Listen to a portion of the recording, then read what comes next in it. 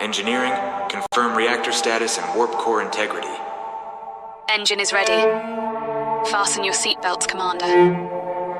Entering warp in 3, 2, 1. The bridge is all yours, Commander.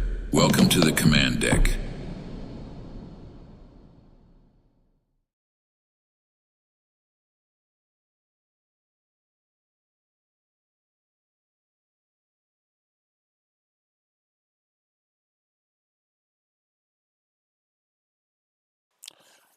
Hello guys! Welcome to Command Deck Podcast again. Oh, I left this sound like here. Okay. welcome. So today we have a special show for you. We have DominicVain from the StarAtlas team today. How are you, Dom? I'm doing great. Excited to be here. Excited to talk about whatever the heck we're talking about today, and just talk about StarAtlas topics. I'm just excited to be here. Awesome.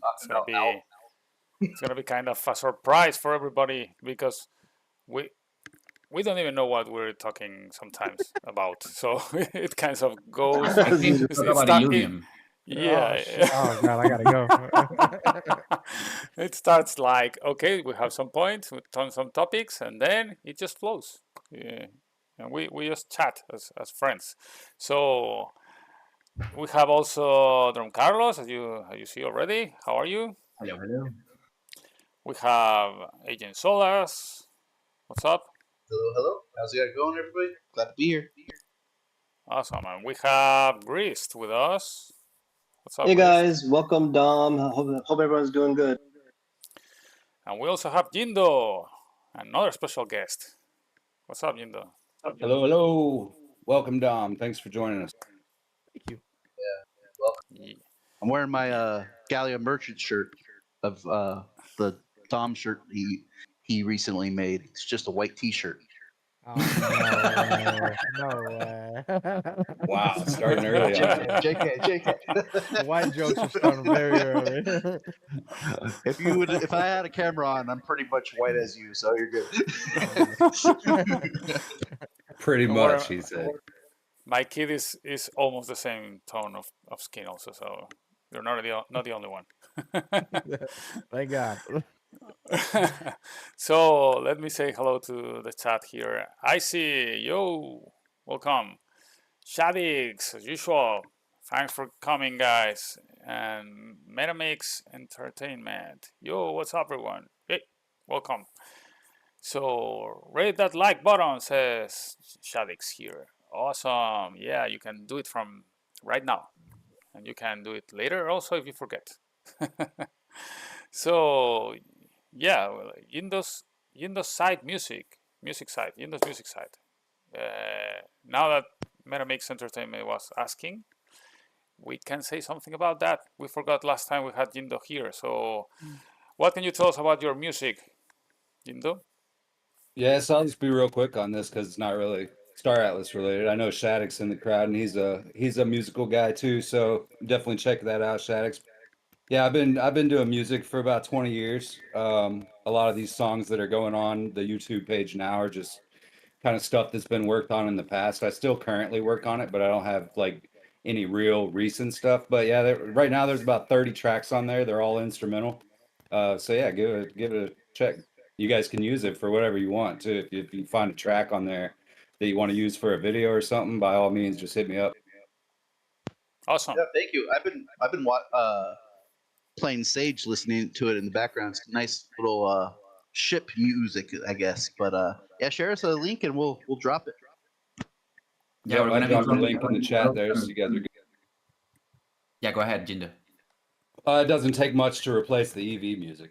I was just gonna shoot that out there real fast. Well, we're gonna be adding a bunch of those songs in Portuguese FM, Metaverse Radio as well. Awesome. Yeah, that's exciting. Cool. Yeah, I remember listening to a couple of them, and at least one was good. No, they were pretty good in general. Yeah. Maybe Hey, I ask There's you a prize for the one who finds it. if one person from the whole world liked no. one song, I'd be doing fucking I awesome. was muted. I'm but sure. that's kind of messed up, man. You said there was one good one. I know, dude. At Come least on. I said at least. At least At I least listened one. to a couple. I listened to a couple of them, and one was good. That's 50%. It's not bad. Yeah, we There's heard that you definitely were a going to range. give a capital ship to whomever finds the good song. It's definitely got a range of genres.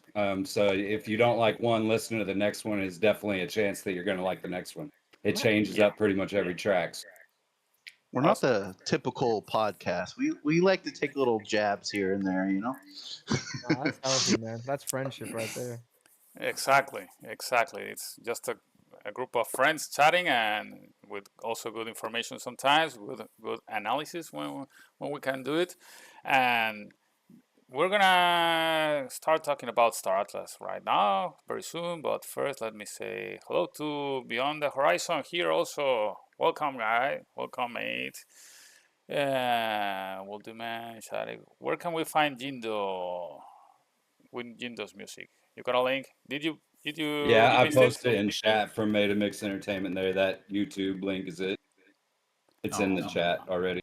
It's in the chat? Oh shit. Maybe the bot.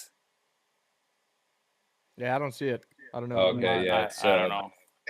I posted in this lobby chat, All right. Oh, Yeah. okay. and then Let me see if I can paste it in the lobby chat. While, while we're Let me see. doing I don't see it. doing that, you want to tell us about yourself, Dom? How you got started and your background or whatever?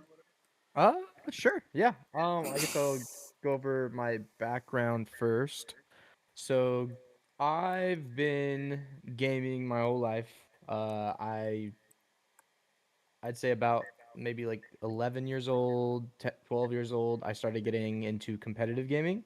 So I started playing something called game battles, MLG game battles, and this was in Call of Duty. So I'd have like a team, I'd be playing other teams, and then we would be like kind of scheduling these matches, these competitive matches. And this was before esports was really, honestly, even on the map. So I've been kind of in esports my whole life. So I started into that. Played Call of Duty for the rest of my teenage years. Um, uh, Joined a professional team, traveled, played Call of Duty tournaments. Then after that, I started working at an esports broadcast company called Esports Engine. So we're the ones who did the Call of Duty League. So the esports that goes on for professional Call of Duty, that's what I worked on. I've worked on other kind of esports leagues as well. I've worked on the Fortnite stuff. I've worked on Call of Duty. I've worked on League of Legends. I've worked on a lot of different esports and just games in general when it comes to the broadcasts and esports and stuff. And then while I was working at Esports Engine, I found StarAtlas, and I don't know why, it just really resonated with me. I just fell in love immediately. I was just a community member. I bought a bunch of ships. I actually bought I think it was the Opal Jet at like $60 or something on day one because there was like this weird bug going on where you had to use like this back end website, and I did that because I didn't want to miss out on this ship that I thought was amazing. So I fell in love with StarAtlas. I messaged basically everyone in the StarAtlas Discord that was on the team, and I was like, "Hey, do you guys need any help?" No one messaged me back besides one of the mods, and eventually I annoyed them enough, and I started helping them with Reddit. I just was really passionate about StarAtlas, so I kept telling them that hey, I want to help out. Then I became a mod, and then I became a community manager, and now I am the senior community manager. So that's really it. It's a journey of passion and loving where I'm at and what I'm doing.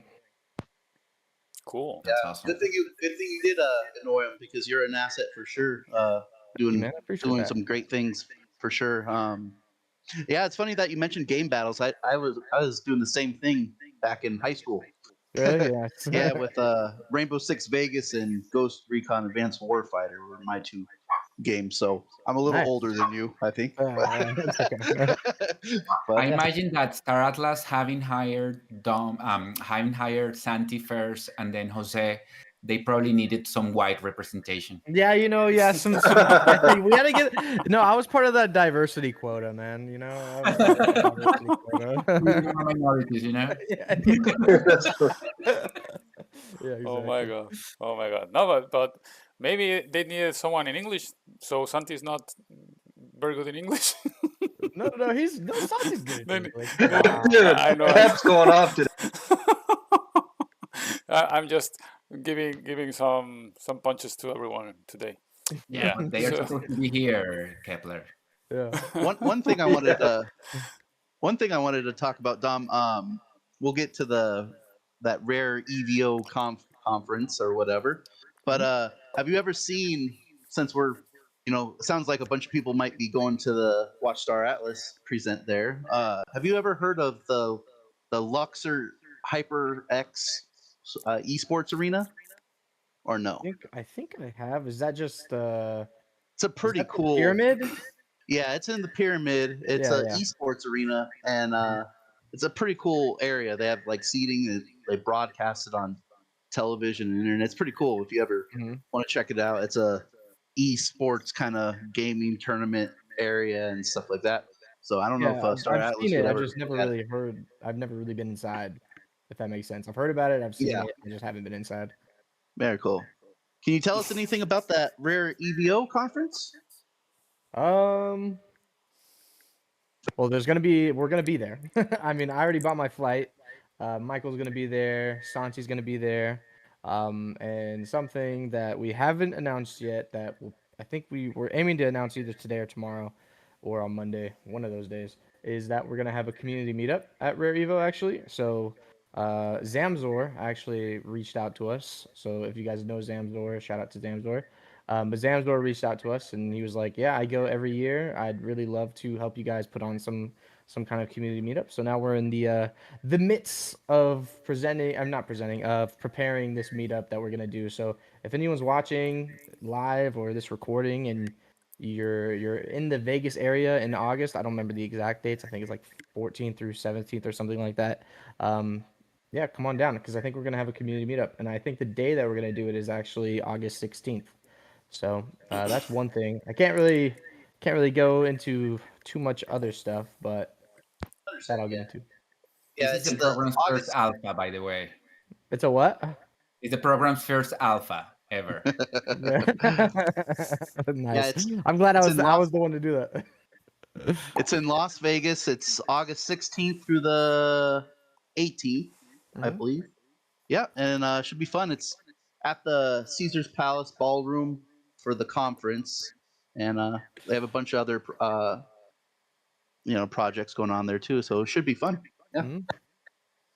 Yeah. gonna be nice. I guess some other alpha I'll give you guys. Oh yeah. Go Oh ahead. yes, We yes, want yes, alpha. Yeah, some other alpha I'll give you guys is we've been having our discussions about Breakpoint later this year as well. And if I'm sure you guys all know this, but usually what we do as Breakpoint is just a presentation, and that's really it. Mike will have a presentation, and he'll kind of announce things and release other things, and that's kind of like all we do. But for this Breakpoint, we're making a big splash. It's like we're planning on actually having like a very, very, very big kind of showing over there this year. So I guess that's something else to look forward to. So if you are another community meetup is going to be there, and there's a lot we want to do there. A lot we want to do there. So if you guys are going to Breakpoint this year or just considering it, it's in Singapore this year.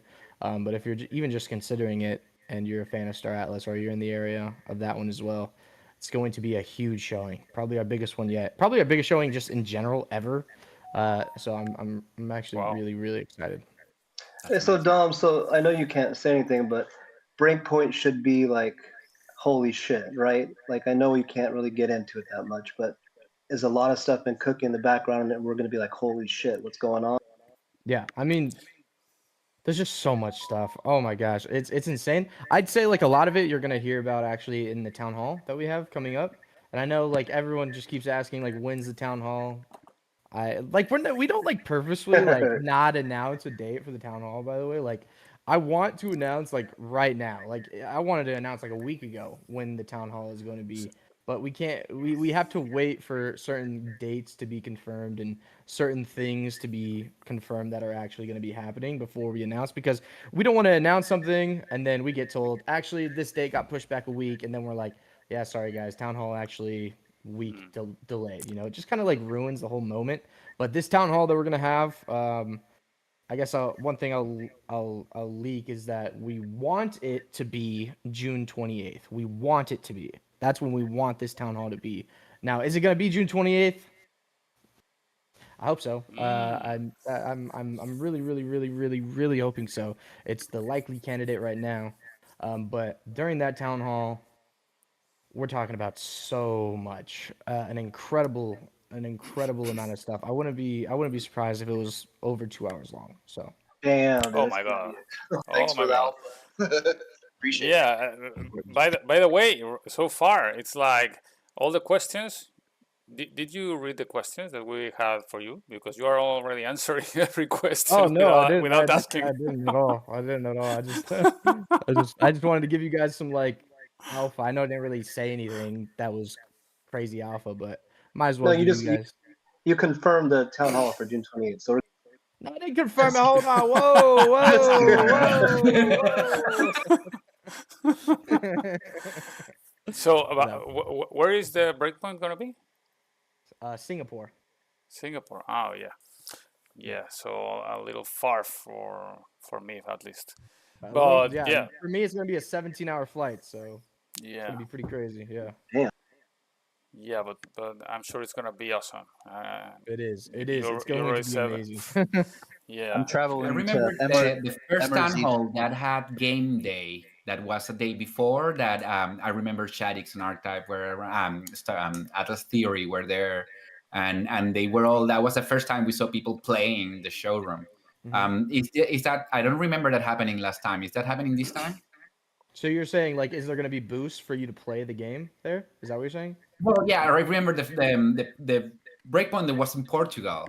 They had a day before the official start of the day where they were open, even if you didn't have a ticket, and you could go and check some games. And I remember players playing StarAtlas on a large screen. And I don't remember any of that last breakpoint. Yeah, last breakpoint we didn't have anything like that. This breakpoint,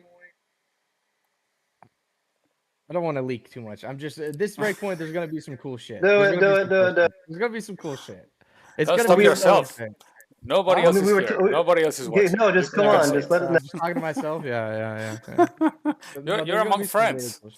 You're among friends. Well, Nobody's listening. You mentioned esports, but that's one thing about this game. Like, there's so much shit that can happen when people are able to really play this game competitively. Because we've said it over and over, but the movement you could have a map that's just straight up and just have people flying around. It's gonna be awesome. Yeah, honestly, when I've always thought esports and StarAtlas. I've always loved having that conversation. I might be a little bit more pessimistic than most people. And this is a whole can of worms, so I'm not gonna get really into it. But I think esports and StarAtlas is a little complicated. Also, esports in general, just the industry of esports is in a really, really bad spot right now. Where Yeah. there's just a lot of companies, a lot of businesses, a lot of organizations, a lot of players losing their jobs. So it's just in a bad spot right now. But I'm very passionate about esports, but I think esports is one of those things that you need to be passionate about. It shouldn't be really ever about the money for competing in a video game. For me, this is just my personal opinion. But I don't know. I'm very excited to see what kind of esport-esque stuff we can do, because I think there's so much room for tournaments in general in StarAtlas. I think there's so many different game modes. So, yeah, I mean, I know I said a whole bunch of shit there. But What the whole thing about the orgs, like what's cool is the DAO structure. Like, I don't know if you guys know, there's a DAO called Black Hand, and their team placed third last year in Apex ALGS.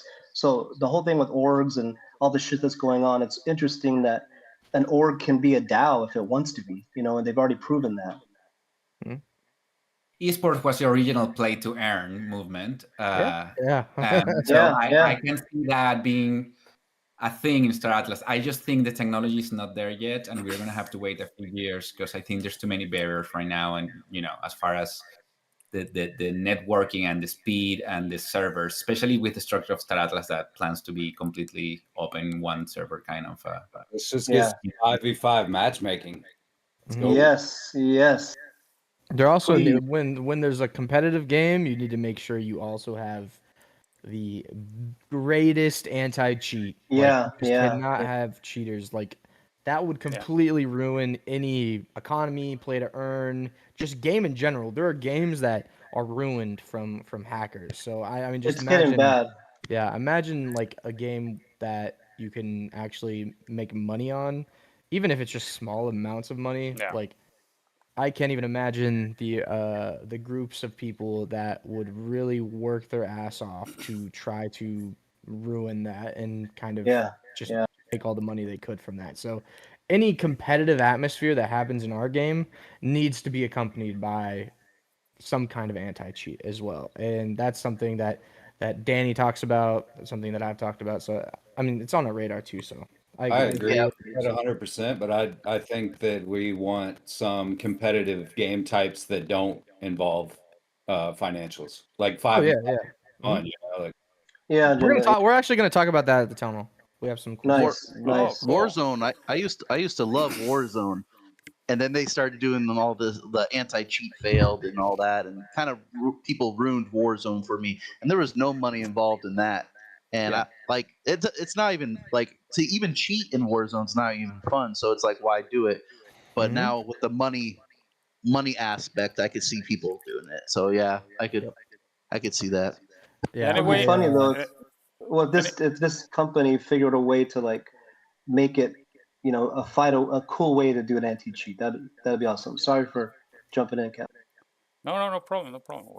We are here to talk. So no, the thing is, I was going to say, for me, one problem with esports in general is that it's kind of focused mostly on the super top gamers, and the rest of the people are there just mostly to watch, or Mhm.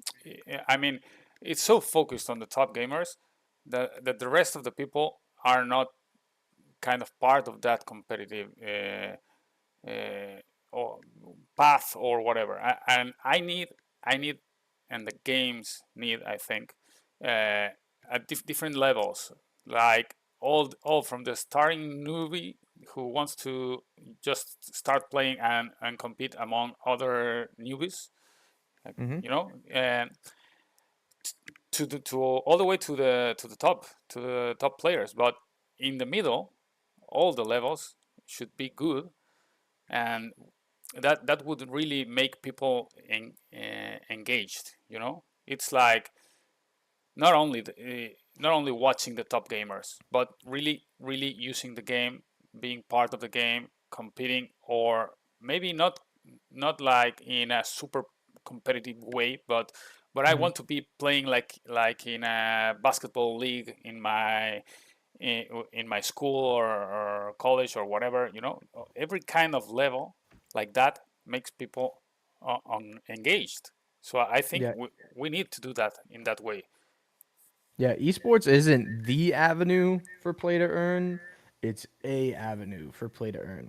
That's what it should always be. Is it's just like so for StarAtlas as an example, the earning factor for StarAtlas is usually coming from people specializing in certain areas, specializing in some kind of material or role, or like I want to be a ship crafter, or I want to mine and I want to be one of the better resource miners of this material. And that's one of the ways of earning. But another way of earning could be I want to be the best at this particular game mode. I want to be a top like 10 player. And that's another way of earning. I think it's important for these games that do have earning potential. Obviously, you need that economy, that the spreadsheet stuff, the stuff that Chris handles. But the esports stuff is really cool. Like becoming better and pushing yourself to becoming better at a video game is like Carlos said, it's the original play to earn actually. So I never think it should be the focus ever of a play to earn game because I think that way, like you were saying, Kepler, it becomes literally only the top players actually can earn. And then you have these other players who just want to casually play, or hey, I'm not that good at video games, but I still want to make some Atlas or something. Like that would completely ruin their experience. So it needs to be it needs to be balanced. There needs to be people who make money through excellent gameplay, and then there needs to be people who make money through prioritizing a career or a resource or specializing in a role or something, and it comes together as this kind of big Yeah, economy. So I think for example, poker tournaments, you can find super pro tournaments, but you can find every level of tournament. So for every budget, and even if you don't want to really play for money or in a very competitive way, you can still play poker. So I think we need that for sure to get everybody engaged. yeah, no, I agree. Especially because competitive gaming, once we are there in a racetrack, it's you against me. And it doesn't matter if you're a whale, and it doesn't matter if you own, $3 million in assets, or if you own one ship. It's you against me, and we're in this track. And that's a feeling that a lot of small players are missing right now in the Yes. current game loop. Yeah. And we can wait for that. And we know that's coming soon. And when they announced that at the end of the town hall this month, like you said, June Dom, 28th. we'll be June so happy. 28th. you guys are really gonna make me regret that, huh? No, just not holding it to you. No, By the way, just let me just remind the chat, everybody in the chat, you can ask questions, you can comment on whatever we are talking about. So if you ask any questions, we're gonna try to read it and just answer your question if we can. Go ahead. I was just gonna say game modes. Like that's one of the things we're gonna talk about at the town hall that I think you guys will enjoy. It's gonna Love be it. Can't wait. And so how is the Unreal Engine part going so far? Can you tell us something about it? Incredible. I'm not kidding. It's I made a tweet. I made a tweet the other day, and it was something along the lines of I had a conversation with Danny Floyd. And that was a real tweet. I really had a very lengthy conversation with Danny, and I was just asking questions and just kind of like seeing where we are right now, where are we headed, because things change in game development. Things do change quite often, and also I need to make sure that I maintain and keep up the roadmap so all of you guys understand exactly what's coming and kind of in what order and stuff like that. So number one, that roadmap needs to be updated. It's going to be updated, and we'll talk about that at the town hall. So there's another leak, but another thing that I learned is there's so much incredible stuff being made at StarAtlas that it's mind blowing. I was mind blown when I was talking with Danny, and it's stuff that I don't think really people realize how crazy it is.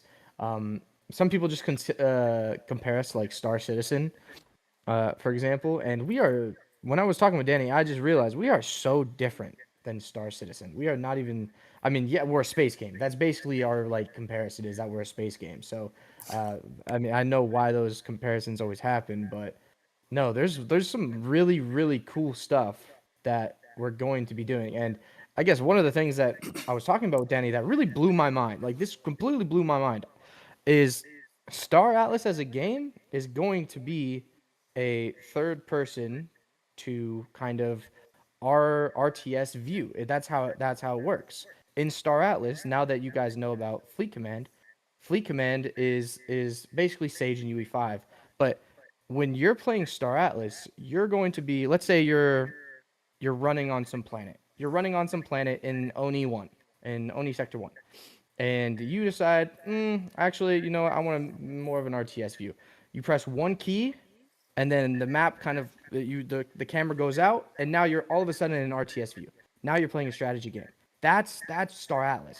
That is StarAtlas. Everything you do, let's say you're vice versa. You're playing Sage, and you're mining a planet. You press a key, you're third person. You're third person. You're on the ground. And that's the game StarAtlas is. It is such a vast vision, and it's so crazy to think about. But anyways, I've been what I've been learning about and your question, just kind of being really excited about what we're working on. I think you guys saw the stuff that Brad was working on. I think we released it a few months ago, a very long time ago. It was just on his channel. We haven't officially talked about it or anything, but I saw a lot of what Brad was doing. So a lot of you who are tired of being on the showroom, it'll be nice to get off the showroom. Is what I'm saying. Oh my god! But is that coming? Is that coming? Is that coming soon or soonish? I mean, that kind of going out of the I can't planet say or that. the showroom. I can't say that. I'm already talking way too much, to be honest. So it's fine. No. Well, I Dom, have you to know ask. that. Can you hint, like the open access on Epic? Is that still something that's maybe this year? Or is that far away? Will we be able to say, hey, look, this is Star Atlas. You can jump in on Epic. You don't have to own anything. Just check it out. Is that somewhat soon, or is that more further down the road? So the plan that we have outlined on the roadmap right now is that happens this year, and that would be accompanied by the 2.2 release. There's been some changes, but we're going to talk about all of those in the town hall, and that's really all I'm comfortable kind of saying. Gotcha. Yeah. Thank you for that. But Yeah, I'm excited for some more gameplay, and I know Brad showed a long time ago HOTIS and HOSIS setup. That'll be cool to integrate that, and then I know Wagner said something about a scholarship model maybe in the works on Twitter, so that's gonna have a huge inflow of people. I think yeah, and everybody could jump in. I could confidently say a lot of the things people want to hear about or want to talk about or want to see from Star Atlas, I'm very confident we're going to be talking about it at the town hall. So, I mean, this town hall, I said it in Discord, I'll say it here too. I think it's going to be the best town hall we've ever had. I think people are going to be very, very excited. It's because we went from kind of always telling you guys exactly what we're doing and kind of leaking ourselves, and it kind of loses a lot of the excitement that way. To now we're a lot more methodical and planned and strategic with how we do things, which I think is it's a complete benefit. By the way, I think it's a complete benefit. So I think you guys are going to be very excited about the town hall. I'm excited to see the reactions of just people. Really, So we're gonna find some surprises there. Prizes. Surprises. Sore prizes? What do you mean? Surprises. Yeah, Oh, surprises. I'm sorry. Yeah, surprises. well,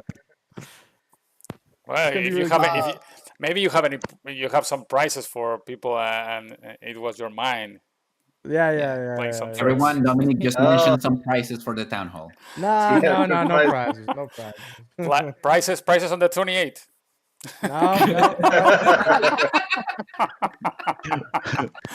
Confirmed by Dominic. Birthday. Write it down. Lock it in. Free crew at an EVO conference. Okay, so we have some questions from the chat. So can we say in a short way some things about this, like when crew? Do you have any date? Anything you can say? When crew? Town hall. Cool. Then how is the project's runway? I think that's being profitable It's not right something now. I So worry they on, sold 3 honestly. Titan ships, period. Huh? I'm sorry.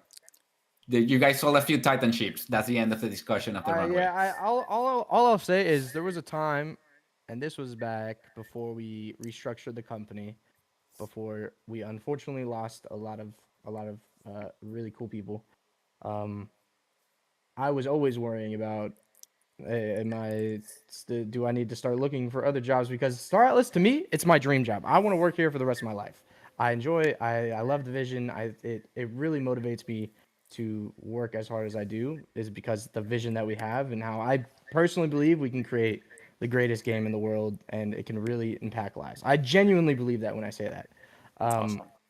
But I used to worry about that all the time. Like, what's our runway like? And I would always ask, and we sold multiple Titan ships. A lot of ships have sold out. Claim Stake sold out. Armstrong have sold out. Like all these different things that have sold out have gratefully, luckily, I am so happy to say that I do not worry about that anymore. It's just not something that I even think about anymore, which I think is great. And what I want to say also is I know why people ask.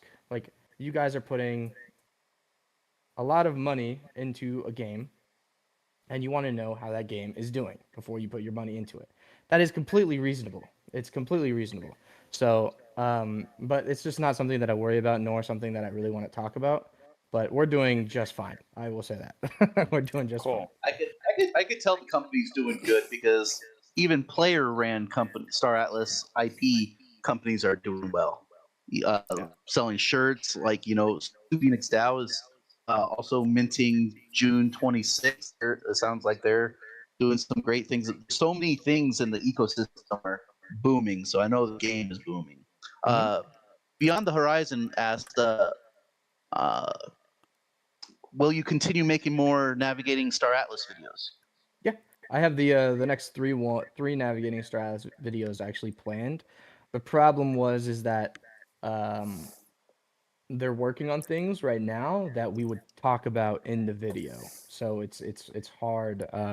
And there's like an order I wanted this to go in. Like I want to talk about I want to talk to directors first. So you guys have all these kind of videos and they're with these kind of very kind of up on the chain. Like they're the ones who are really the minds behind StarAtlas, which I think is cool. And then we can start getting into kind of round tables where we talk to a whole team at one time. But right now, I'm just focused on interviewing people that I think you guys would be interested in hearing about and learning more about because of kind of their role in the company. But still waiting. But yeah, they're planned. No worries. And then also, BTA also wants to know who created Purdy. Jao. I think how you spell it is Jaoa. Was it a mistake, or did he mean to make it look like that? What the hell? Fury was not a mistake. Fury is cute as hell. We're not. I remember that being a conversation. Fury is cute. Is he still part of the team? Absolutely, he's one of the most talented players. Awesome. Then I see was asking. Swagner said Swagner said that the RR 2.2 is going to be season 0. Are you going to clarify that in the town hall? How the features shift around? We are going to clarify that in the town hall. We're going to talk about the roadmap in general in the town hall. There's been some changes. So we're going to talk about all that. And it'll, of course, be reflected in the actual roadmap. So we'll talk about it in the town hall, and then I'll update it in the roadmap. That's going to be the order of things. I know Michael Wagner said something about a StarAtlas con or conference. Is that maybe something talked about during the town hall, or is it just something he threw out there? Don't get in trouble. No, I'm not gonna get in trouble. I'll just say we're trying to have. Dude, I'm really in a minefield with you guys. You're good. No, Don't worry about it. We're just planning on having a big presence at Breakpoint. That's really it. And we're talking through some really cool things that we can potentially do. This is no confirmation of anything. I'm just saying that there's a lot that we want to do. We want to do a lot more. And that kind of starts with Breakpoint and having a very, very strong showing over there. So that's really all I say.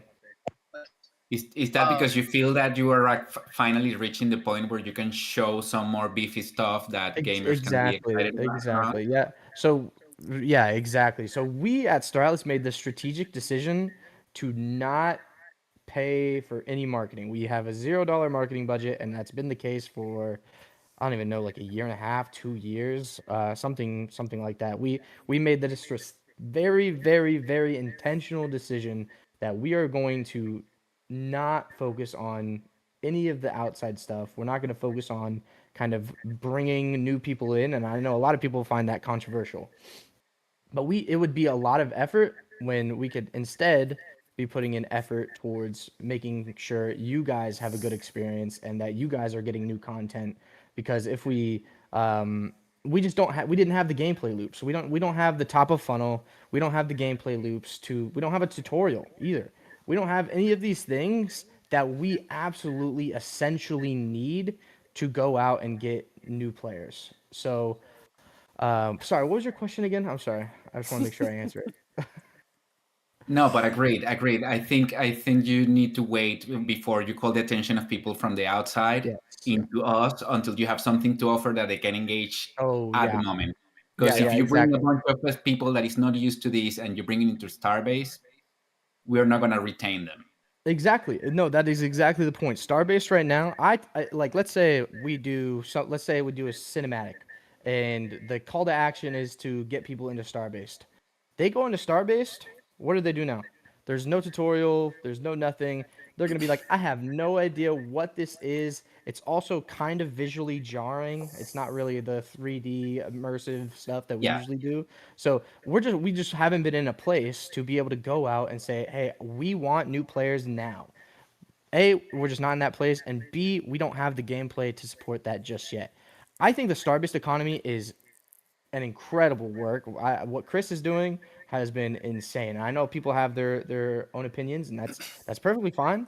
But I think we're in route to having the best game economy. And shout out to Eve. I know it's going to be very hard to even come close to what they're doing, but I genuinely think we can do it. But yeah, we're starting to get to this point where we're going to have gameplay loops. We're going to have game modes. We're going to be going free to play and live and all this kind of stuff. And if we, with all that stuff coming with the game loops, and if we develop a really good top of funnel where people can start learning about StarAtlas and not be confused out of their minds, then they go into the game, there's a tutorial. Then after the tutorial, there's game loops. They're locked in. StarAtlas, I mean, I think everyone here can attest for StarAtlas as a vision is an incredible vision. It's an incredible vision. So if we can just get people involved and get all this kind of stuff going, then we're gonna have no problems getting new players at all. Like genuinely, I don't think it's so at all. Yeah, you could see the excitement through the community because community themselves are making Star Atlas kind of style of games like Tufa Attack, and I don't know if you want to pull up what PG's been working on, Kepler, but PG's making a little game, even like a little Star Atlas kind of IP game. So it's interesting. I don't know if you've seen that picture. Yeah, I think But he's it's doing an that through Let me see Sandbox, if right? it's here. yeah, and Ah, Looks really I don't good. want to yeah, this I one. don't want to. I don't want to talk on it. I want to let him talk about it. But what he briefly discussed to me about it, it seems very, very fun and will onboard a lot of people. And then even some of these, yeah, there's a few of us that have been playing with this AI program called LumaLabs.ai, and taking some of these Star Atlas pictures and making them come to life. Uh, I Like know this one. Ace King had a very good one of him potentially shooting down a a ship. I forgot what ship. I can't think of it at the Wait. top of my mind. It's a cargo ship The capital. sledge barge. Sledge barge. Thank you. And then there's a couple other ones that a bunch of people made. Andre made a few. Like this But one we're seeing right now. yeah, it's very cool. But making almost movies come to life with Star Atlas ships pictures. What's cool, Dom, too, you were saying how you kind of helped me how the vision isn't like we're comparing it to Star Citizen, or I've always thought like, oh yeah, it's gonna be Star Citizen, but we have the complexity of Eve, but that's a cool idea where you have that RTS down to the third person, and you kind of can let anyone play the way they want to play. So maybe if someone has less ships, they're going to play more focused. A big fleet holder will play more RTS, but you're going to give people that option. And then with really fun little game loops, there'll be people that will just want to, when VR is in, and it's just think there'll be a whole cohort of gamers that are just playing VR racing and like that's what they stream and that's who they are and the whole wagering around that. So yeah, the the vision's insane. That's what always, It's insane. no matter how salty I've gotten in the past or in the future, I'm always locked in because there is nothing like this game out there, man. Not even close. Dude, I completely agree. I mean, I'd say it's like Star Citizen. It's like Star Citizen and EVE Online put together, but then like it's completely different. It's like Yeah, there's yeah, like new yeah. It's takes so on crazy. basically everything. Yeah, I'm with you, man. Like when I think about StarAtlas, I get completely hyped out of my mind. And I swear, I don't just say that. When I think about like getting into a game, going to a planet, third person, pressing a key, then going to RTS, like being able to choose between that. And then also like when you're playing that game, there's strategy with the components you use with ships. Like there's like a cajillion combinations of those. Then there's crew, and there's all these different perks that you can get, and there's routes that you can go in. There's roles you can do. There's careers you can do, and all while you're being able to actually make some kind of currency through playing this game. Like to me, that blows my absolute gourd. Like it blows my mind. I'm just like, Yeah, yeah. so I'm, yeah, I can't say enough good things about the I project that actually we're have a working on. question for you about crew. I don't know if you'll be able to answer it or not, but we were talking the other day in the Atlas Brew about the aptitudes and all that, and you specifically, being from a gaming past, how overpowered tanky stuff is. Um, and we were talking about aptitude stacking. If you took an entire, let's just say, Grenader, 20 crew, and they were all that armor stack, would that stack the entire ship 20 times the armor, or how would that work? I'm pretty sure, but I don't want to speak as I know with 100% accuracy. There's so much information on that page. And that all that kind of stuff comes from Danny's mind. Like Danny has such a set vision for everything. He's thought of this for probably like the last year and a half, but now that we're starting to get eyes on it, now we need to learn, like we're learning this too. So, my gut reaction says that they do stack, and that's why I'm saying like there's going to be so much strategy within this stuff, and I also think it's going to be hard as hell to balance. Yeah, So yeah. It's gonna be balance. There'll Yeah. be so many balance changes if that, yeah, I mean, such. when some games like with a lot of strategy, some games have a lot of strategy to the point where they need like a team that is solely focused on balance. This thing does this, and they look at all the data and they're like, no, this does it way too often. This wins altercations way too often. I think of like League of Legends, for example. Like they have champions and they have balanced teams, and there's so many champions that they need a balanced team like always analyzing what's going on so they can always balance it because they have patches every 2 weeks with balance updates. And I'm thinking that it's going to be somewhat similar for us because Yeah, I we think, have yeah. all these different, there's just all these different puzzle pieces. There's all these different like components for your ship that you'll be able to change. Then add on the fact that you can have crew that can go in, like each crew can go into its own different tree and focus on different things and level up different things, and they stack with each other. Like people are going to be finding metas like crazy. I mean, there's Yeah. like I feel like people are going to be still finding a new meta to build off of to actually develop like a year into when that releases. That's how like rich that kind of information is. So like yeah, like you were saying, like if 20 people stack armor, right? Is that going to be broken or is that going to be terrible? Like because they don't have enough of the other stuff. Or you Like could do like 10 armor and 10 with the health increase mhm. and still be super tanky. Yeah, Yeah, yeah. that's, Like yeah. what's that gonna look like? And then what's that gonna look like with DAX, man? Like when you have a DAC and you have like 100 members and you're engaging in a fleet battle, like what does that look like? Do you start to have like roles like kind of like a football team where you need like a tank to be. We need 4 tanks, and we need 6 glass cannon DPS, and then we need 2 kind of all-arounders. Then we need 1 medic who's kind of flying around and doing that. Like, what's that gonna look like? And so, not only are you strategically building things within your ship and then within your character, but then once you're in a DAC, then you're building. It becomes like all those strategies with one person times like 100.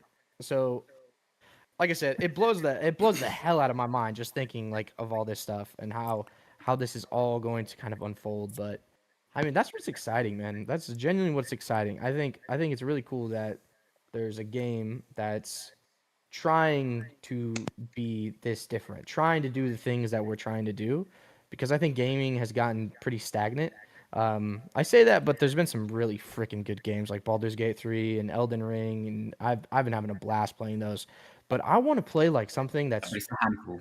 yeah, I want to play something that's truly unique. That's like truly like trying to do something different in gaming, and I think Web3 is doing that, but I think specifically StarAtlas is doing that. So Yeah, I think it's going to be interesting what kind of gameplay these ships are going to be. Are they going to be individual little battles, or is it going to be like a kind of like a dungeon style battle? Like you said, you have a tank.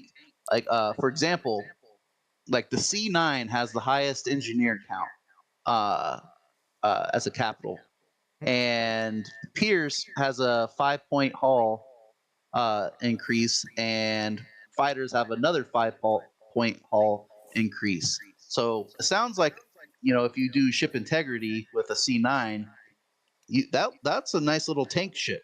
And then you could have a bunch the hangars, open up with little small fighters, could be the DPS, and then maybe, I don't know, have like a little med tech or a R8 in the behind, repairing and refueling, keep that thing in the fight. But yeah, it's going to be interesting finding all these different kind of metas, and you know is it Support going to be a fleet. massive fleet going to fight, or is it going to be like individual fleet battles? And I just want to also comment on what Grist said. I think he said something along the lines of, "It doesn't. I know I get upset. I think everyone in this call has probably been upset with us at one point or another, Yeah. and for various reasons, you guys probably think we did something that was idiotic, and we probably did do something that was idiotic, and we probably will do more things that are idiotic. I'm just gonna be honest. That's just the journey that we're on. But I think it's fun. We're all it really is kind of like right now that you guys are like our like massive QA team, our massive testing team, and then you guys are like our testers and QA team Yeah. before we kind of go live and we become this like huge thing, like, and I think that's really cool. And I just want to say it's part of the journey, like I said, but it's worth it. If Yeah, we can about that. succeed at what we're trying to do, then it's worth it for sure. Yeah, about that. Last time I think you were in the chat, and I just kind of said something very just a few things, a few words about it. But I'm sure it's gonna be very very interesting to see the combinations with the skills for the three the skill tree for the crew, and the combinations with the components and modules of the ships and so on, and a lot of interesting things coming in the future for sure. And the most important thing for me is that the StarAtlas team can continue developing and going forward, getting these things ready and being launched. But the only thing that I'm having some doubts lately is when we talk about the gameplay right now. Of course, it's going to be different in Unreal Engine, but the gameplay right now, and it's not only because so many things are still under development. I mean, the gameplay is kind of not so engaging, and not like a real game. I mean, every action that we take, for example, if we're not doing with the bot, if we don't do it with the bot, we kind of have to just do something and then wait for half an hour, for example, and then do something else, and then wait again for a long time and then do something else. While every other game that I remember, except O Game, every other game or almost every game kind of need more action, more interaction with you. You know, that's my kind of doubt right now. I mean, I know it's a gameplay balance and there is an economic balance, but I have the feeling like the economic balance is on one level and maybe it should be in a different level. Like, okay, every part of the puzzle is fitting together for the economic balance, but in some way that it makes the gameplay not so engaging and not so interactive. I mean, it's difficult to explain, but that's Are you the saying best way like I find. you're using Sage as an example, right? Because you're saying Yeah, like the constant transactions, the constant need for transactions, the constant fees, and then most recently the Solana stuff where a lot of the transactions were failing. I mean, you're absolutely right. No. I'm not even gonna say gamer. No person wants to go through that. There's no one wants to go through that. So, I mean, but but even without transactions, I mean, even without transactions. Sorry to interrupt yeah, you, yeah. but it's more about like the actions that you need to take to play right now in Yeah, Sage, yeah. I've been talking and with Kepler about it, and it's like in other games, you go exploring, you go do things, and while you're doing it, you are on it on the click on the mouse, and you are moving and you're doing stuff. In StarAtlas right now, in Starbase, you do one action, and then you have to wait an hour or a couple hours Mhm. until the next action. So you cannot be actually there. You have to stop playing for a while part of your fleet like moves to a different Mhm. star planet, and then you have to wait, and then you have to do a couple clicks, and you're not interacting with people. So sometimes it can be, when you compare it to any Passive. other game where you are doing missions or you're doing something and you're actually driving and you're actually moving, it's different because it's not as addictive because it's a lot of stop and wait. Mhm.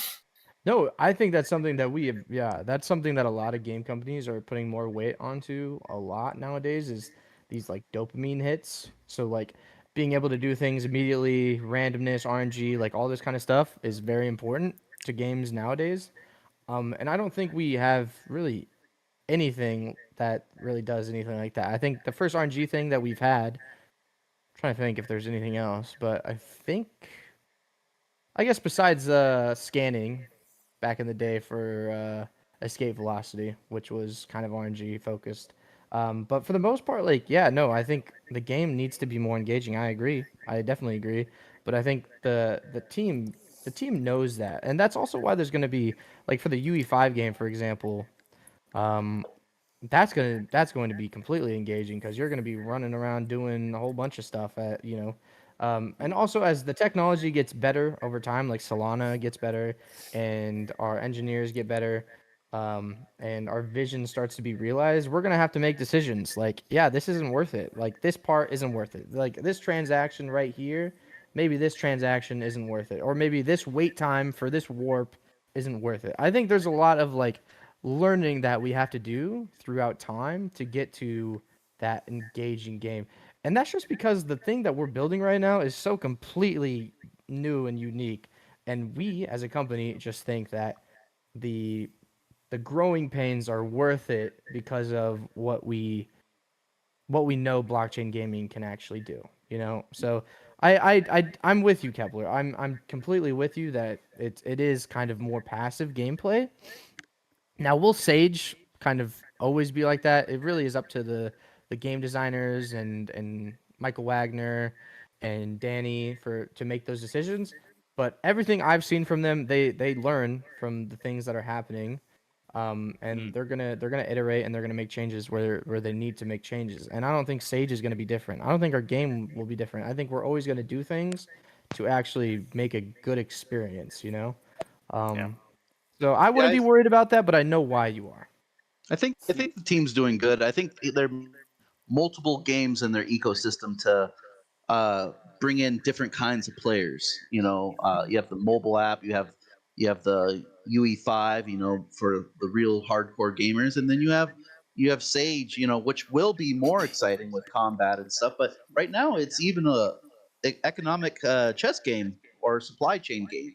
You know, maybe a couple missions will make a few things more interesting, more accomplishment or whatever. But I still kind of enjoy Sage as it is now, but I'm really looking forward to combat. As, Yeah, so, there's as someone that is always traveling and also a Mac user, is the WebGL element of the game going to be supported, still developed? Because I'm a little concerned now that we're going to shift the focus to the command fleet. Because, not everyone can bring a top of the line gaming computer with them when you're moving around. And so, is there anything you can say about you're that? completely right. No, you're completely right. So our WebGL game, we're no longer working on in WebGL. That is completely axed. We're not going to be doing that anymore. And yeah, you're right. It's going to in turn be in the UE5 game. But what the important thing here that I want to say is that once Fleet Command gets to a point where that game feels good, then it's going to be turned into its own game. So Sage will become its own game, and that's when we'll be able to consider mobile support and all these kind of other things, and we'll be able to really optimize that kind of stuff. So we don't want to isolate people from with good PCs from StarAtlas. We completely understand. That's one reason why we're not going to deprecate Sage Labs, is because we know people have they have to think about PC optimization and stuff like that. But also, once we get to a point where we can make it its own game, then we can start talking about like mobile stuff and Mac, and making sure that this Sage game can actually be played in a good environment. So no, I promise I promise we're not gonna just screw over like mobile users or people without a good PC over. That's not the plan anyway. Awesome. So we have some more questions here. When breathing, crew breathing, is that something? Through breeding? Yeah, Breeding? breathing. I don't know. I have no idea. Only So, friends. only friends? friends, only Or fans, only fans. Yeah, only there we fans, go. yeah. Then Alex is asking about bombers. I saw that the mechanics of the ship, oh my god, here, of dropping bombs are advancing. Is there any game apart from racing games that uses them? I'm sorry. I Talking didn't hear about that. bombers being able to Yeah, bomb, like the yeah, being able Unabomber, the to. Grenader. Besides the racing game, besides the race, is there anything else, any other mode that uses the bombing stuff? Oh, I mean, the ships with a bomb component, like a bomb compartment, they'll be able to bomb even outside of a game mode. Like the Fimble Ecos Unabomber. Like I think we saw in one of our videos actually that were released.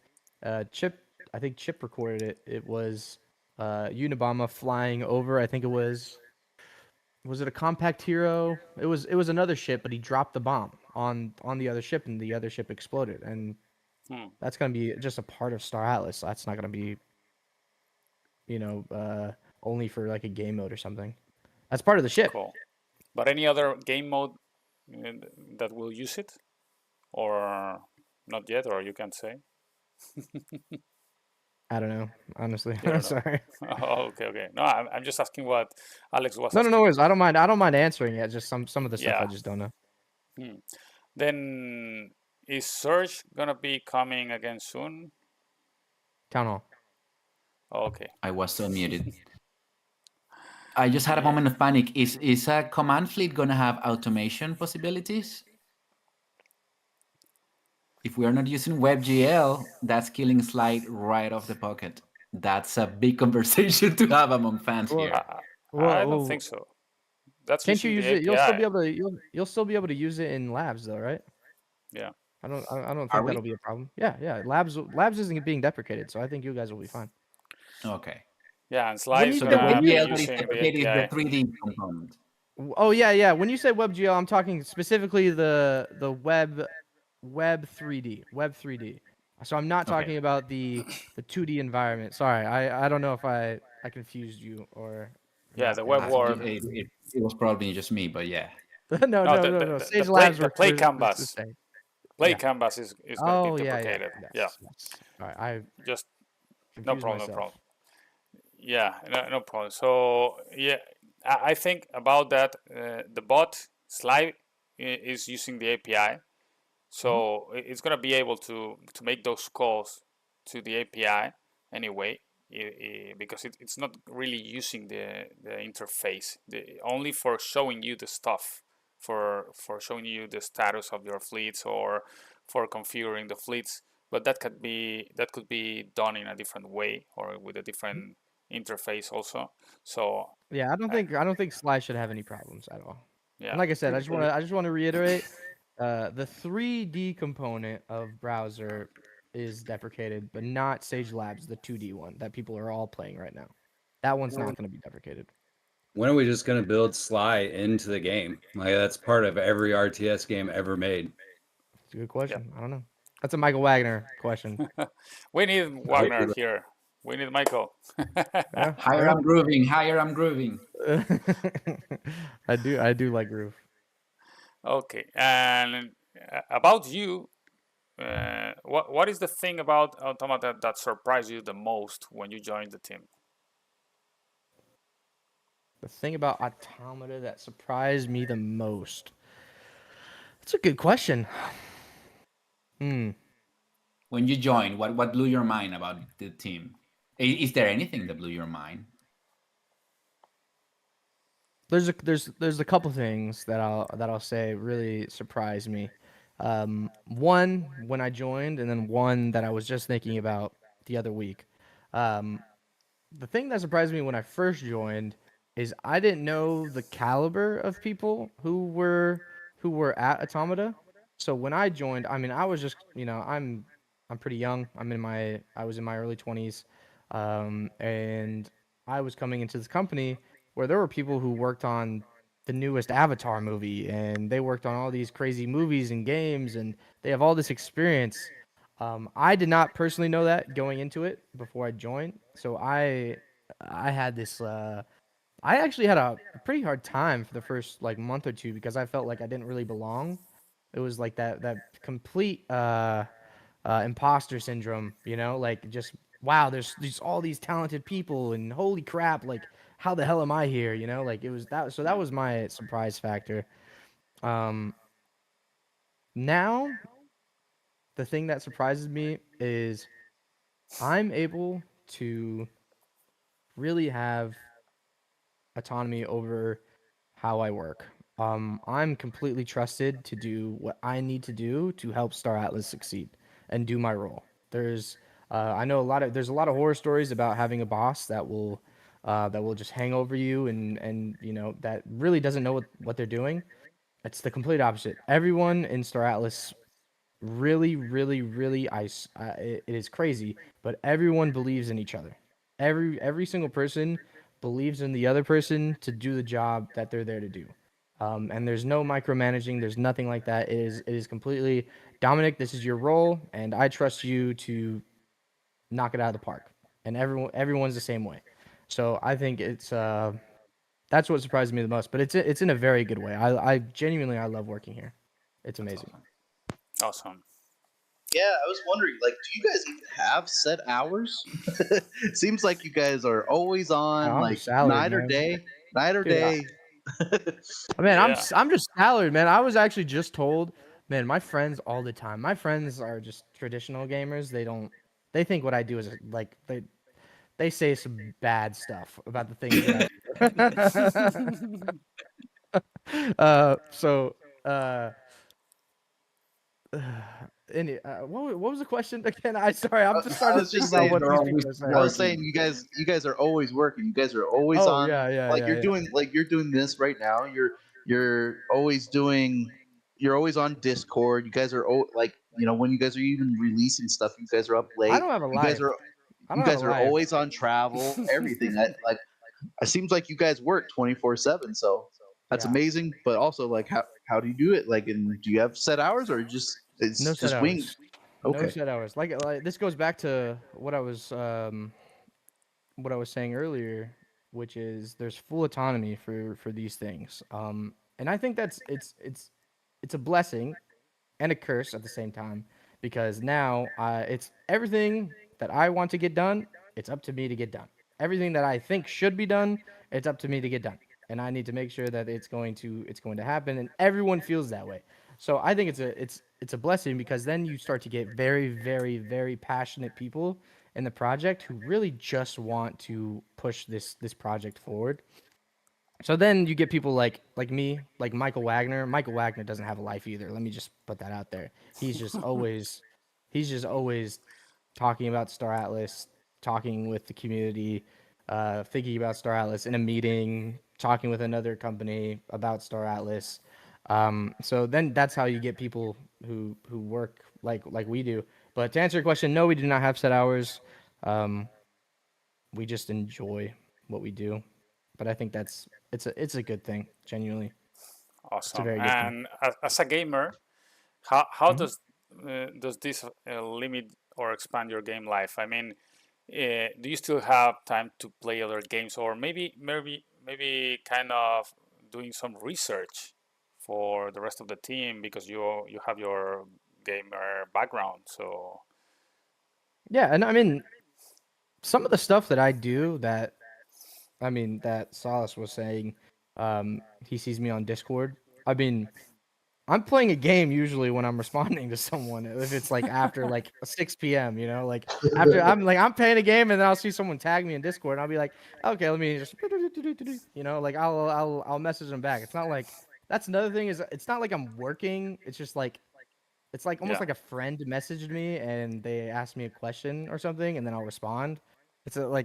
So that's another reason why it might seem like we're working nonstop, but no, I still play games. Like I'm right now, I play a lot of League of Legends. I play Baldur's Gate 3. I've been playing Elden Ring. X Defiant just came out, and I've been playing that. And yeah, I play games all the time. And in terms of research, of course, do some research on Web3 games and competitor like space games as well. Because you need to know like what they're doing, and specifically, I like what Santi and I like to look at is what they're doing in terms of community stuff. Like how do they interact with their community? Are they doing events? Are they doing something new and unique? Usually the answer is no. I honestly God think what we do with our community has been some of the best I've seen. Obviously there's a lot that we can and need to improve on, but for the most part, I think we're doing a really good job there. But yeah, I still game. I still do research on other gaming projects. It's just when you guys see me online, I'm usually gaming or doing something if it's like later in the day. So that's We'll why have you to still get responses from me. we'll have to play some X Defiant sometime. Oh yeah, dude. hmm, I mean, I've been in a lot of different NFT projects now, especially over the last like year, and I can say without a doubt in my mind that the Star Atlas team is 100% more responsive and dedicated to their goals than pretty much any other project I've been a part of. Appreciate that, man. Yeah, no, yeah, I really do appreciate that. And like I said before, we are not perfect. We are not even hmm. close to being perfect, and we do a lot of things that we need to change a lot of things. We need to be better in a lot of things. But I think there's beauty in that because at least you guys know we're trying with everything we do. We're actually like trying to do what we're trying to do. And something may not work out. We may do something dumb, like I said, but at the end of the day, we'll always fix that, but we're I feel always gonna like you be guys better. always admit when you fuck it up and you let the entire community know. It's not like just something happens in the background and then we find out about it either through playing or through other parts of the community. Like it always comes from the team when there's a mistake the majority of the time. Yeah. Mhm. And And that's especially probably not gonna change. especially for me, there's one thing that is the most important for me and for what that's how I understand the development and these kind of projects. And Wagner said this specifically several times that it's that the StarAtlas team is gonna do whatever it takes to make this work, and if something is broken, you're gonna fix it, doing whatever it takes. So that's really important because so many projects start with kind of one idea and they stick to that idea and they don't get out of that idea even if they need to. and then maybe it's breaking the game or breaking the project or doing maybe it just fuck it up completely, you know. Mhm. So this is really important for me. Yeah, I completely agree. I completely agree because I mean, it's just the nature of what we're trying to do. We're trying to do something that no other company or person or anything has ever tried to do before. So it's important that if we do something and it just sucks ass, we need to be able to rectify that. We need to be able to actually have that really hard conversation. And that's another thing is there's so many hard conversations that we have to have internally because of the nature of what we're doing. Like when something comes out and it's either a buggy mess or it's just not working as intended or something like how that's a big conversation right now, the small player experience. There's a lot of uncomfortable conversations that have to happen internally because everyone loves what they do here. Everyone wants it to succeed.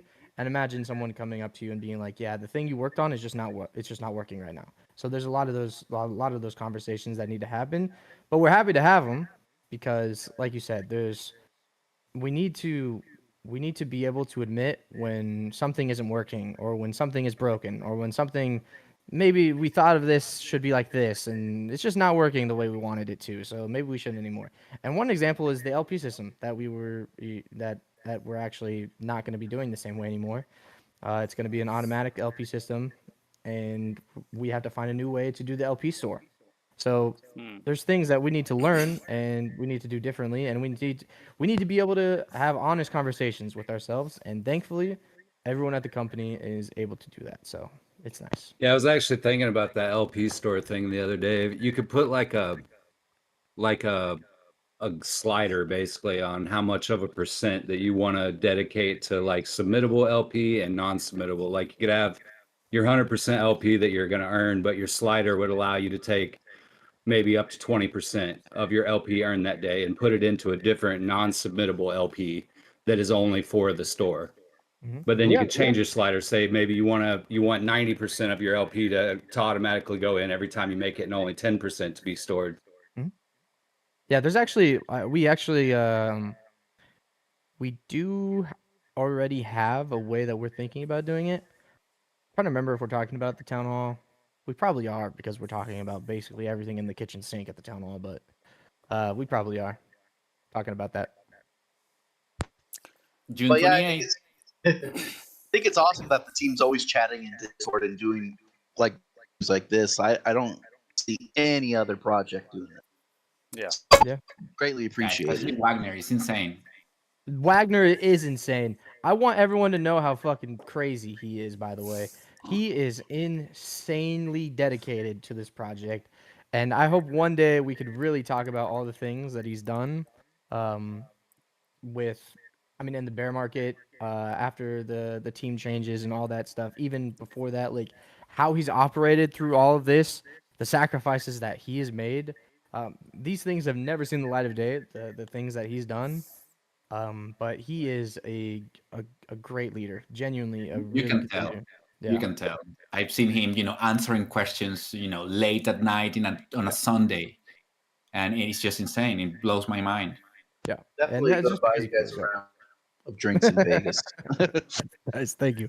Yeah, and honestly, it's just because it's not really. It's probably because you guys think of it as a job, and it's like these guys are replying when it's probably after hours or something. I promise you, it really doesn't feel like that to us. It really what it feels like is like I said, like it's almost like you're responding to a friend. It's like we're one huge friend group, and like someone will like ask us something and we'll be like, "Oh yeah, he just asked me this. I'm gonna answer him real quick." Yeah, but the It fact really that is the like that. CEO of a multi-million-dollar company is treating you as his friend on a Sunday night is Yeah, insane to yeah, me. it is insane. No, it is insane. Yeah. I Mike I have haven't Wagner's seen cool it. as I hell. haven't seen it.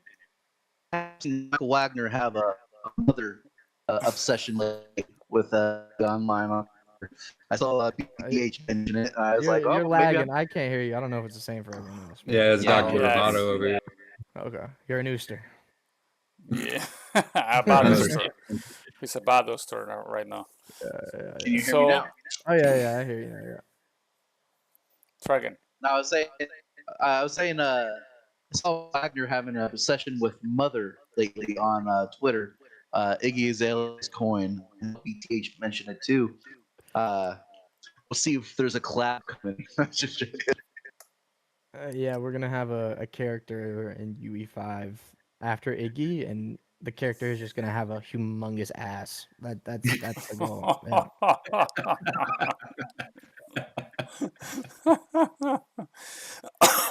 Oh my God. That's funny. Well, a specific question that I don't think you can tell us too much about it, but maybe you heard something about it. Will we ever have deformable terrain like space engineers? Say, will we have? Will we? Oh wait, let me see the question. Hey guys, will we ever have deformable terrain for like space engineers? I think it would be great to have deformable terrain for terrestrial mining since it gives a lot of play and many things to do. I'm not sure I understand what deformable terrain is. Does that just mean like you shoot a wall and then it breaks? Yeah, I think Yeah, that, I think that's what he means. or maybe you can start mining right there where you are and just changing the shape Mhm. of the floor, things like that. Terraforming, Yeah, maybe. yeah, that would be a Danny question, to be honest. I'd be surprised if we don't have that, because if you're gonna have a high fidelity game, the actions that you do need to be high fidelity. Like if I'm mining something, I should see like things depleting, you know? I'm thinking of like for Surge, the weapon pickup, you pick up a weapon and then you can see this like glob kind of forming into a gun. Like that's like, I mean, it's something small like that. Like when you pick up a gun, does it just respawn? But when you have a high fidelity game, you want it to actually feel like it's coming back. How is it coming back? You know, like so it's the same thing with this. Is like when you're actually mining something, how can you make it feel like it's high fidelity? How can you not lose that immersion? So if you're like mining something and it's not really depleting, then yeah, that would be really weird. So I'd hope it's not like that, but that's more of a Danny question for sure. Yeah.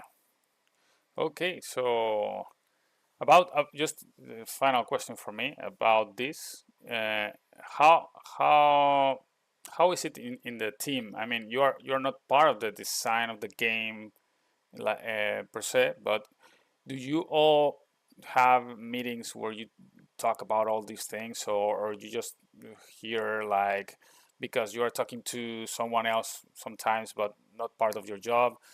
How is it that you get the information about all these kind of things, or maybe not?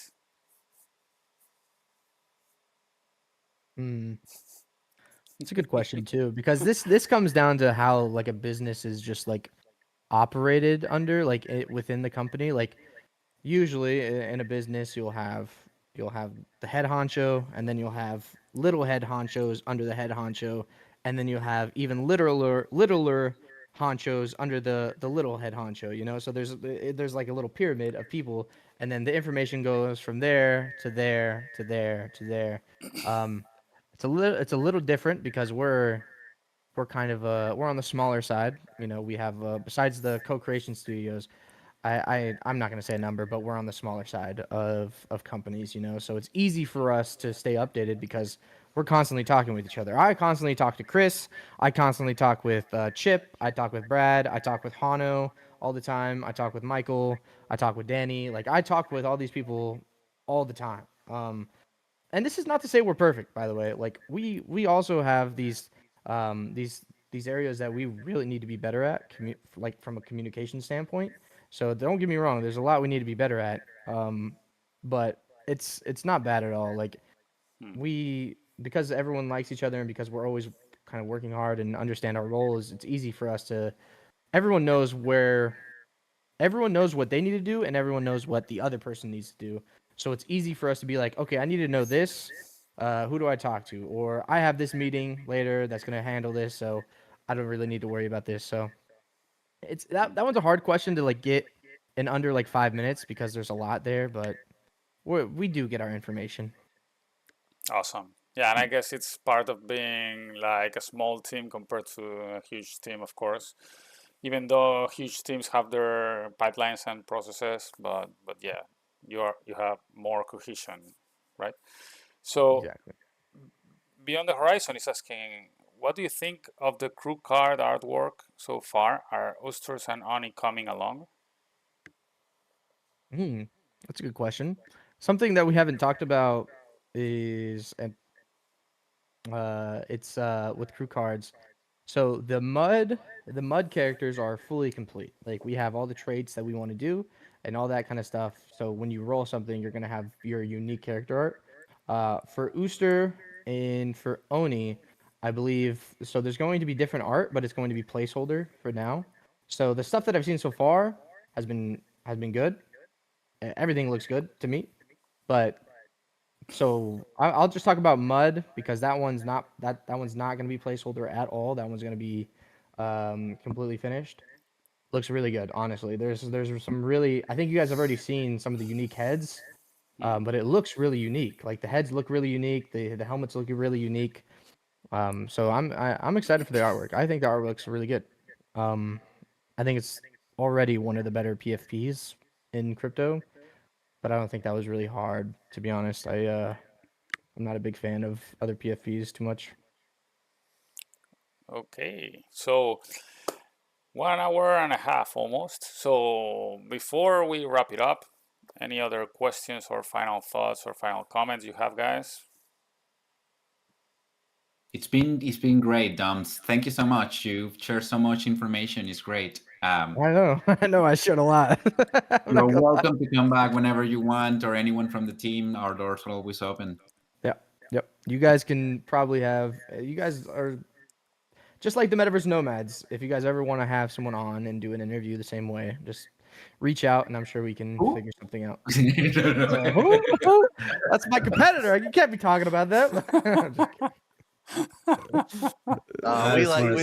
We like all StarAtlas content creators, but yeah, appreciate you coming on the show. Appreciate everything you and the team are doing. If the team does fire you for all the leaks you gave today, we'll put it to a DAO vote. Get you back on.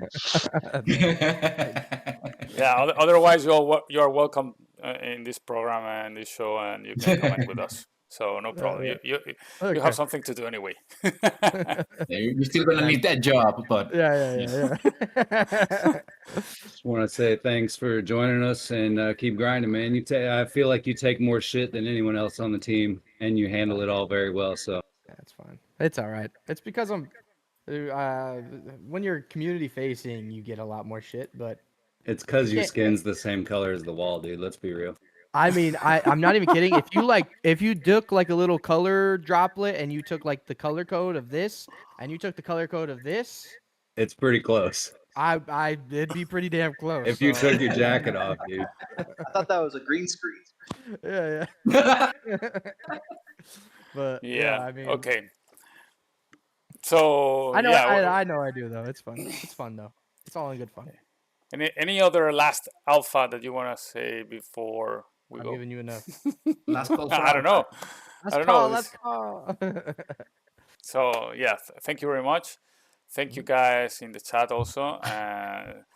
Thank you all of you here with me. And Dominic, you're welcome anytime you want. And if any other, if we have any other chance to bring any other member of the team, that's always welcome for sure. That's something great for us, and we appreciate it. So thank you very much, everybody. We're gonna finish right now, and maybe next week we come again.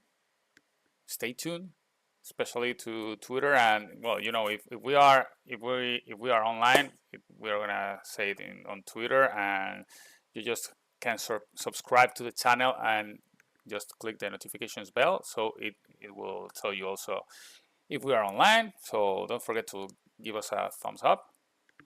It's free and you help us a lot. And see you next time. Thanks a lot, guys. See you. See you, everybody.